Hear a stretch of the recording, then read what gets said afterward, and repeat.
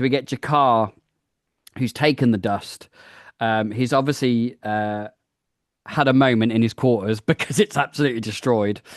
And he immediately goes in search of Londo, breaks into his apartment. What are your thoughts then, PJ, on the first mind invasion and finding out that Londo is given the ambassador assignment on B5 almost as a joke, and Jakar's reaction to that? I think for me, that bit of it is more about Londo than about Jakar. The second half of this, obviously, that's huge, Jakar, but this letting us into where Londo comes from, it makes so much sense of Londo's character. It just, and does that thing that the really good shows do, where you will spend episodes, weeks and weeks. It's slightly different with Londo because he starts out at the very beginning of B5 a bit more sympathetic and then gradually moves into this sort of more villainous role. But for weeks now, you've sort of been really anti-Londo. Oh, he's become the worst of the worst. And then they make you feel sorry for him. Mm. Mm. And you kind of hate yourself a little bit for doing it, but it's so well done that you cannot help it. He's a person and he's been put through this, and you don't may not agree with the actions he's taken. I want to go on the record. I disagree with genocide, Good. but you know, big deal.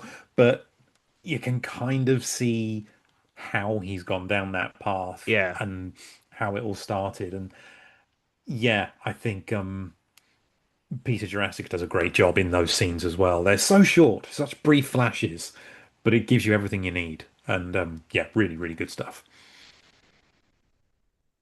Yeah, definitely. Baz, any thoughts on this, the first kind of section of the telepath?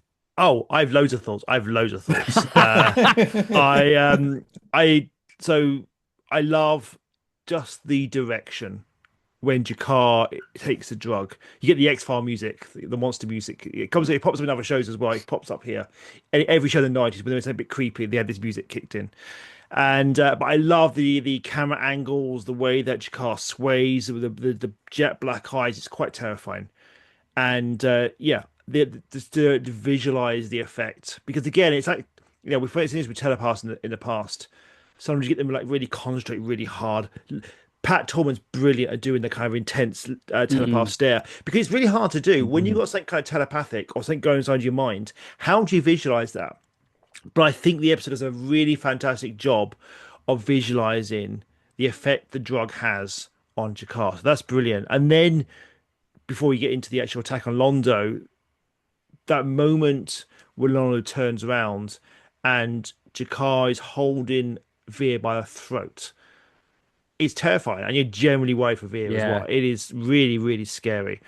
And then it becomes, you said, you do become sympathetic to Londo because the violence that is levied against him is horrific. The violence, the scream as he kind of rapes his mind. It is. I don't use that word lightly. That's how it is. He really, Mm. he breaks into his mind, and that gut wrenching scream as he goes in is so chilling.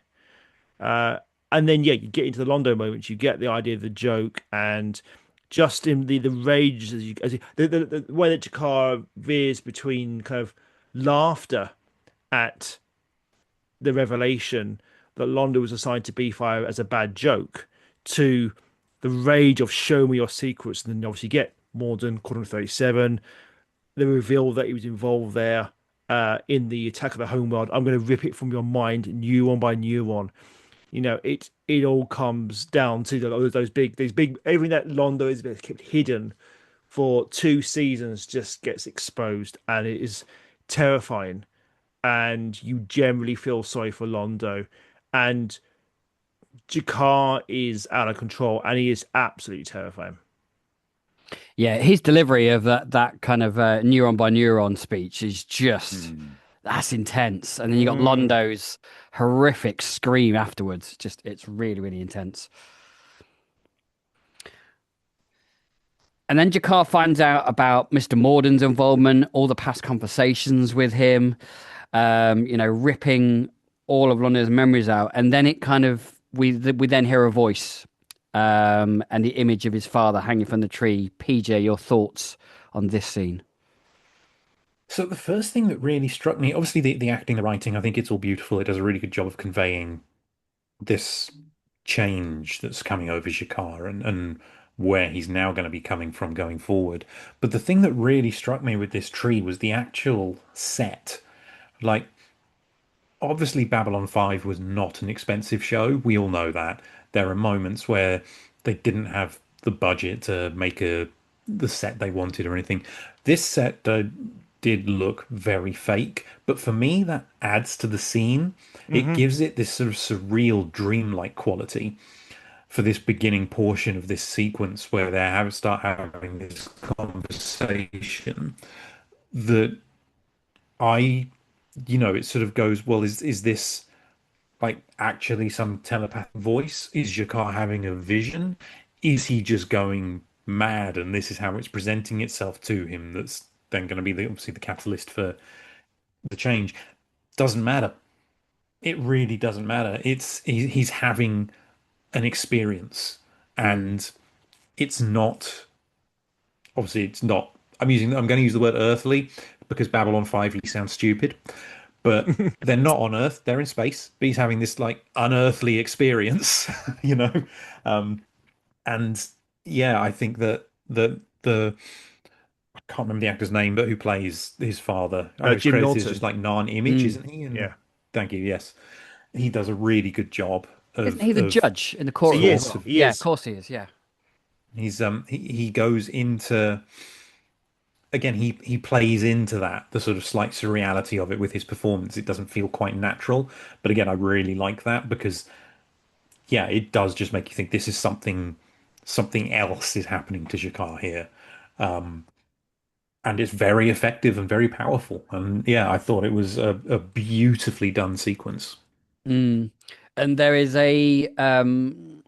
uh, a particular quote, a speech at the very beginning that kind of, if you're paying attention, you know exactly who is conducting this imagery and this kind of moment of spiritual awakening for Jakar, don't we, Baz?